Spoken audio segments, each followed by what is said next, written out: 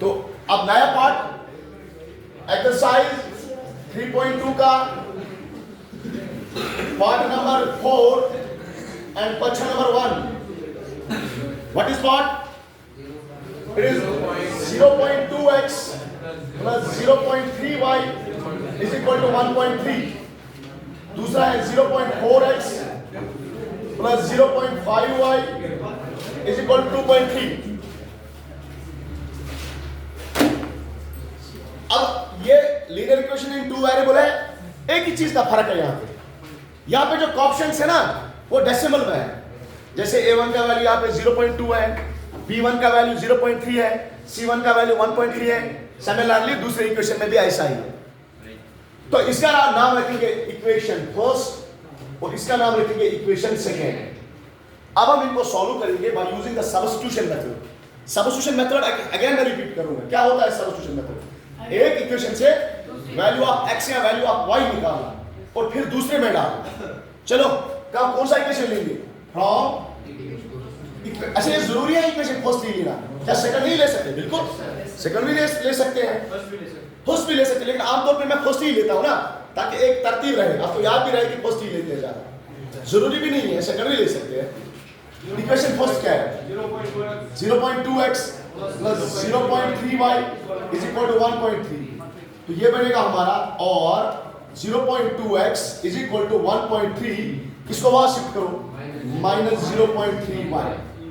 हमें x का value चाहिए, हमें x का वैल्यू चाहिए ताकि हमें x का वैल्यू चाहिए इन टर्म्स ऑफ y.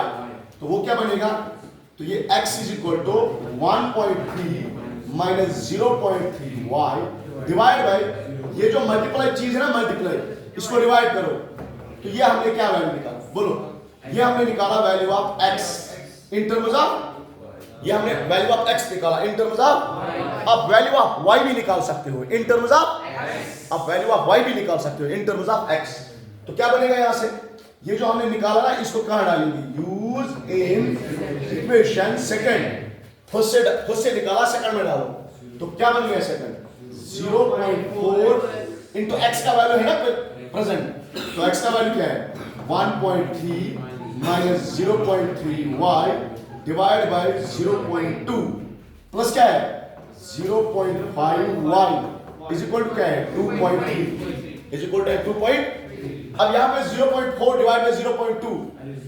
देखो 0.2 1 हजार, 0.2 2 हजार, 0.2 नहीं आएगा. चलो इसको थोड़ा सॉल्व करते हैं. ये देखो 0.4 डिवाइड बाय 0.2. अगर हम 0.4 को रैशनल नंबर की सूरत में लिखेंगे, क्योंकि रैशनल नंबर को हम किस सूरत में भी लिख सकते हैं? डेसिमल फॉर्म में भी. हम इसको रैशनल फॉर्म p/q की फॉर्म में लिखेंगे. तो 0.4 का मतलब होता है 4/10. ये 4 ऐसे ही लिखा, इस डेसिमल के बदले 1, इस 4 के बदले 0, तो इट बिकम्स 4/10. और सिमिलरली 0.2 का वैल्यू क्या होगा? फिर 0.2 का वैल्यू होगा 2/10. क्या होगा? 2/10. अब देखो 0.7 का मतलब क्या होता है? 7/10. अच्छा 0.17 का मतलब क्या होता है? 17/100. देखो इस डेसिमल के बदले 1 लिखो, नीचे रिमेनिंग जितने भी नंबर्स हैं उनके बदले 0 लिखते हैं. तो 17/100. ठीक है. तो ये इरेज करेंगे, हमें इससे फिलहाल काम नहीं है. तो अब देखो, ये देखो 10 और 10 कैंसिल हो गया, 2 1 हजार और 2 2 हजार. क्या बचा? 0.4/0.2 क्या बचा?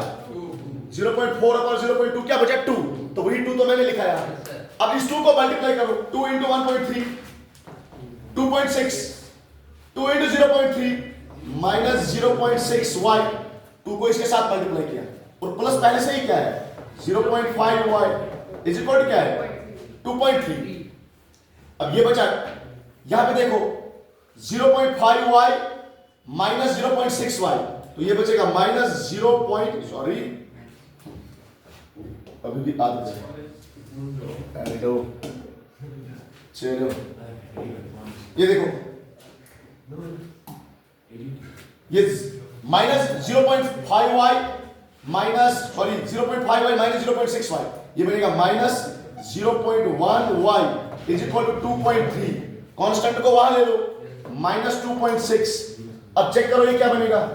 चेक करो, ये बनेगा minus 0.1 y is equal to 2.3 minus 2.6, 2.3 minus 2.6, तो ये बचेगा 0.3, लेकिन क्या टाइम, अरे चेक करो 2.3 माइनस 2.6, 3 में से 6 करो कम, नहीं हो जाएगा, तो क्या बचेगा -3 बचेगा, यहां बचेगा 0, तो क्या निकला -0.3, तो -0.3 निकला, माइनस और माइनस कट करो तो y का वैल्यू आएगा 0.3, ये डिवाइड y का कोएफिशिएंट जो है ना 0.1, इसको डिवाइड करो तो ये बनेगा हमारा y is equal to 0.3 divide by 0.1, 0.3 का मतलब क्या होता है 3/10, 0.1 का मतलब क्या होता है 1/10, ये 10 कैंसिल करो तो y निकला हमारा, यहां से y निकला हमारा 3, ये हो गया y का वैल्यू, ये हो गया किसका वैल्यू, अब किसका चाहिए, अब किसका चाहिए, अब x का वैल्यू चाहिए, ये हो गया y का वैल्यू। चलो x का वैल्यू निकालते हैं, कैसे निकालते हैं x का वैल्यू, इसी वैल्यू को कहां डालते हैं, use in equation first, second में भी डाल सकते हैं, जरूरी नहीं है फर्स्ट में डालना, सेकंड में भी डाल सकते हैं, तो ये बनेगा 0.2x प्लस 0.3 और इनटू इस y का वैल्यू जो कि हमने अभी निकाला है, इसका y का वैल्यू क्या है 3 इज इक्वल टू क्या बनेगा 1.3, तो ये बचेगा 0.2x प्लस 3 3 ये बनेगा 0.9 इज इक्वल टू 1.3, तो ये बचेगा 0.2x इज इक्वल टू 1.3, इसको वहां शिफ्ट करो माइनस 0.9, तो ये बनेगा 0.2x is equal to 13.9, check करो 1.3 0.9, 3 में से सबट्रैक्ट 9 करो नहीं हो जाएगा, तो यहां से एक 1 आ जाएगा, 39 होगा 4 0, तो क्या निकलेगा 0.4, तो x निकलेगा हमारा 0.4 डिवाइड बाई 0.2, तो ये तो आपने निकाला था 0.4 डिवाइड बाई 0.2, तो x का वैल्यू क्या निकल के आएगा 2 निकल के आएगा। This is the solution, write down.